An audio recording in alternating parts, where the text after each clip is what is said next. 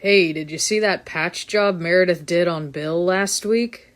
Stanley asked Joanna over the glugging water cooler. Water sloshed onto his shoulder from the hole in his cheek. One half of Joanna's head rolled her eyes.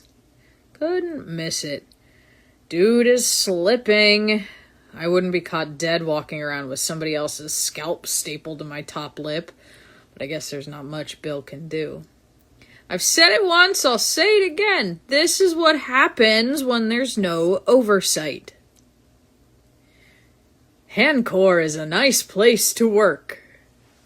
It says so right on the doors in big yellow letters. HanCorp's is a nice place to work.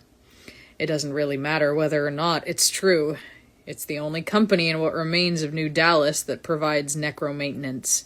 And with the economy and the state it's been in since the institution of Prime General Hoffman's Patriot Plan for permanent plastidification. Even with insurance, it was beyond most citizens' pay expectancy. HanCorp believed in keeping its people happy because happy people work longer.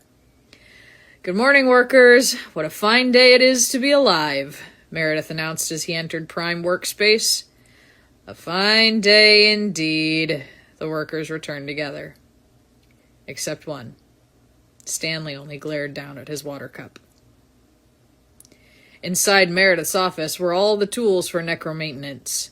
Surgical materials lined the walls, a sterile metal bench made the dully glimmering centerpiece, and an ancient book bound in twitching human skin laid open inside a glove box. It called itself Steve and was prone to nibbling. Steve had to stay in the box for everyone's safety, especially its own. The case helped its anxiety. Good morning, Steve. What a fine day it is to be alive, he said as he slipped on his apotropaic black coat and copper-rimmed goggles.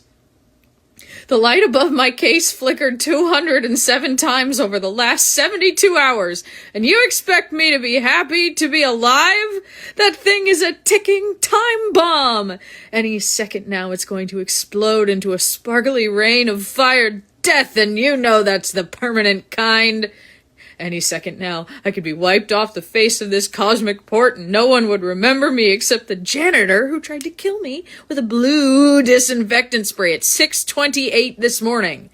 Haven't I told you I'm allergic to blue? Why isn't the sanitary staff more informed? He was even wearing a blue jumpsuit. I thought I was going to wither right then and there. It continued on like this. This was all part of Meredith's morning ritual. Steve would be no help until it got all of this off its cover.